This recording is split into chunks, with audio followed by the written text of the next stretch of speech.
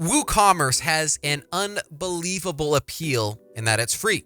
On the other hand, BigCommerce is that type of application that might even last a lifetime. So how would you go about making a decision? How do you know when it's even time to make a switch? The good news is that there are some points that I've distilled down here to make this decision, quite frankly, as easy as possible. Join me. Let's talk this through and find out which one is best for you. WooCommerce is a free WordPress plugin that's easy to install, like literally a couple of clicks easy. Because there is a 50% chance that your website is powered by WordPress, it's about as natural of a transition as you can get. You have content and now you can launch your products. Configure a few things, probably less than a day for a novice user, and you are ready to start selling. It is a win-win scenario. Your content stays put and now you have e-commerce. So with this as the backdrop, let's look at when WooCommerce is perhaps a good fit and maybe it's when it's not as good of a fit. So number one, WooCommerce is a good fit for when you are starting out. It's easy to install and you are good to go. Number two, WooCommerce is a good fit when e-commerce is just not something you're planning to grow. It's there, you want to have it enabled, but this is not an area of focus for your business. That's not wrong. There's no problem with that. You just need something quick and easy. That's why you turn to WooCommerce. It's free, and you just need to sit there, kind of reside. One interesting note about WooCommerce is that it is open source. Anything can be changed or built.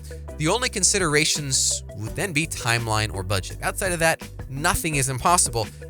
And that can be a real win for the platform. You want to do something crazy? Why not WooCommerce at that point? So while WooCommerce though has some great things going for it, how easy it is to start with, etc., there are a few considerations that we should talk about as well. Number one, WooCommerce requires your effort to keep secure. Security is one of those things that we rarely think about until something terrible, tragic happens. And it does happen to WooCommerce or WordPress users, believe me. As soon as you get to a revenue point that would make you nervous to lose, i.e. it's no longer a habit or hobby, WooCommerce is no longer a fit. Number two, WooCommerce has performance problems. Imagine sending out an email talking about your new product that just launched and your website goes down.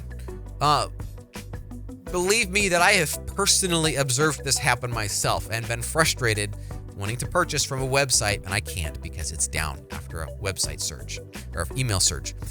If nothing else, this could be because WooCommerce websites are often underhosted because it goes along this line of thinking that, well, WooCommerce is free.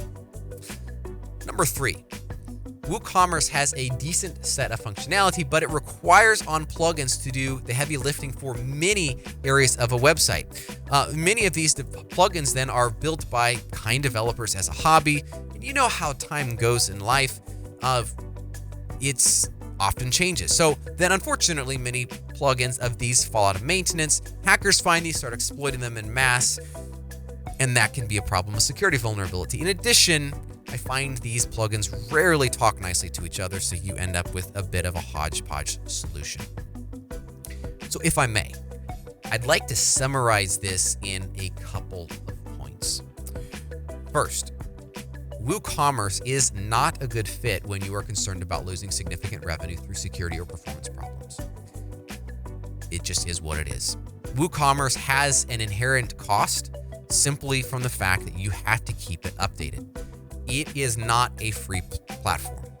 Number two, if you are frustrated by the incongruence of plugins, WooCommerce might not be a good fit. You would probably be happier on a platform that includes a lot of this functionality or a lot more pieces of this functionality natively, as opposed to having to bolt it on through this assortment of plugins that doesn't necessarily talk nicely to each other. I told you I was going to boil this down to as simple as a mechanism as possible. And check this out. I believe that, and this is my experience, this is my opinion, just Joseph speaking here. I believe that WooCommerce is a reasonable fit if you currently sell and plan to sell up to and no more than $200,000 a year. This sounds like an arbitrary number, But at the end of the day, based off of WooCommerce's limitations, generally I find that merchants at that level or higher are not happy. They're generally and often looking to re-platform to another solution. So with that, I would like to jump into discussing BigCommerce. BigCommerce is an entirely different paradigm of a platform, and so in some ways it's like comparing apples and oranges, but at the end of the day, they both power your website, they both transact, and so we are doing a comparison between the two of these. Before we look at BigCommerce though, I would like to discuss a few critical differences that really are, I think, substantial. And again, this is this apples and oranges comparison, but at the end of the day, it's still powering your website. So number one, BigCommerce's code is locked up. It is a software as a service platform. The other players in the space like Shopify are also software as a service, and this is not a new concept. But in my experience, BigCommerce takes this a slightly different route. You can still add new functionality, although it's through apps instead of plugins. While you give up the ability to change anything and everything, you have the significance of stability and, in my experience as well, significantly fewer apps, especially on BigCommerce, and ultimately even when compared to Shopify. Number one, BigCommerce is software as a service, whereas WooCommerce is open source. Open source, again, means the code is fully available to you, fully transparent, anything can be changed, but you take on yourself the burden of security and performance and updating, and that in itself means it is not free. Number two, WooCommerce is a commerce add-on to WordPress. It enables commerce in WordPress. You might say that BigCommerce is, this is so many commerce words here, its first love is selling things online. Think about how much you got into your first boyfriend or girlfriend. The second one, though, is probably a little more enlightening. That's how it is with these platforms. BigCommerce's focus is commerce. It's best in class. However, I'll be honest, it's not quite as good as WooCommerce on the content side. It's not quite as good, but it still is, I would say, in the decent category. The cool thing is, this is likely changing in the next 6 months as BigCommerce recently bought a content company. I'm saying commerce too many times. They are making some massive strides there. Number three, WooCommerce uses plugins to extend its capability, whereas BigCommerce uses apps. So plugins are also open source, and in other words, you can customize everything. Not a good idea, but apps, again, they're not as much customizable. Your developers can majorly extend BigCommerce in some cases, but it might cost more than you would expect. On the other hand, WooCommerce plugins are not vetted, so anything flies. On the other hand, BigCommerce has some really stringent requirements for their apps. It's this give and this take. While software as a service can seem like a black box, difficult to learn it, you can't troubleshoot it, etc., our experience is that it's actually been simpler and easier to learn than WooCommerce. The other benefit of this is software as a service provides a firewall. So the changes that you make only except in very rare cases do not affect the core product. So if you make a change, it's not likely to take down the website. And number four, WooCommerce is a you break it, you get both pieces type of system. BigCommerce becomes mostly responsible for security and performance. You now have somebody or a company, publicly traded company, that answers for you. Is WooCommerce right for you? Is BigCommerce right for you? These are some of the questions that I cannot answer for you. I'm trying to make it as easy as possible, but there are some pieces of nuance that are important to think through. There's way more that we can discuss, but to keep things as concise as possible, WooCommerce is free, but BigCommerce is not. However, we must consider that WooCommerce does have its cost. Hosting, upgrades, security, reviews, etc. BigCommerce wraps all this up into their licensing fee. So you can get started on BigCommerce for about $40 a month. And yes, WooCommerce is free, but hosting and all these other things do start adding up, and those are the hidden long-term costs of WooCommerce. Which is ideal for you? Let's keep looking at that. I would say that BigCommerce is a good fit if you are ready to invest in a platform that's going to last at least 5 to 10 years for you. It's going to be more expensive, just like when you're young, buying a pair of shoes that's probably bigger than you really needed at the time. It might take a little time to grow into it. but you're going to be happy you did. BigCommerce is a good fit if you are perhaps just starting out and you have big goals to accomplish.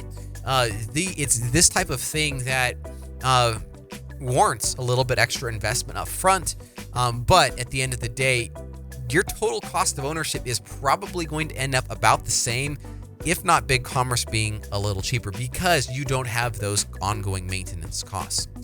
Now, I think it's only fair, though, lest you think I am a BigCommerce nerd and only trying to sell BigCommerce, which is not the case. My goal is to show you where also BigCommerce is not a good fit, because there are some of these cases. Check this out. BigCommerce is not a good fit if you plan to keep your e-commerce small, or you foresee you don't have the budget to continually invest in it. When I say the budget to continually invest in it, I'm not saying a significant amount of it, but there is a licensing fee that it costs in order for them to support it and keep it updated and secured and patched and all that stuff. That's the fee that you end up having to pay. If you look at both systems, if you look at what it really costs to run WooCommerce correctly, you will find that those will generally balance out. However, there is a chance that WooCommerce could, at the end of the day, be a little cheaper. So if you want to stay small, BigCommerce might not be a good fit for you in that case. It honestly brings more firepower than you probably would need. Not in a bad way in the slightest, but it's just probably more functionality than you would actually feel like you are getting value out of at the end of the day. Second, BigCommerce is not a good fit if you have a extremely custom business process that maybe significantly alters the workflow. You can make it work, don't get me wrong, but at the end of the day, you are probably better served by a tool like Adobe Commerce, which is formerly known as Magento. I hope you found this beneficial. If you were looking for more information like this summary video, I'd like to direct your attention to our comparison of WooCommerce versus BigCommerce. In this video, we just hit the high points. I'm trying to boil this down as quickly as possible for you to make this as easy for you to really figure out. But this freely downloadable ebook is over 50 pages of really solid information. You see a feature review of I believe over 70 features comparing face-to-face BigCommerce versus WooCommerce, and you get to see, even boil down into a simple chart, what comes natively with WooCommerce, what comes natively with BigCommerce. And honestly, I put a big demotion over any feature that then requires an app or a plugin on the WooCommerce side, app on the BigCommerce side, in order to fill it. Because again, it's not native, and there's something about it being native. And on the WooCommerce side, that brings in concerns over security and performance. On the BigCommerce side, it ends up being a little bit extra expense there. So either way, I hope you found this video helpful. Make sure to subscribe to our channel and go to SwiftOtter.com and look for our WooCommerce versus BigCommerce book. Take care.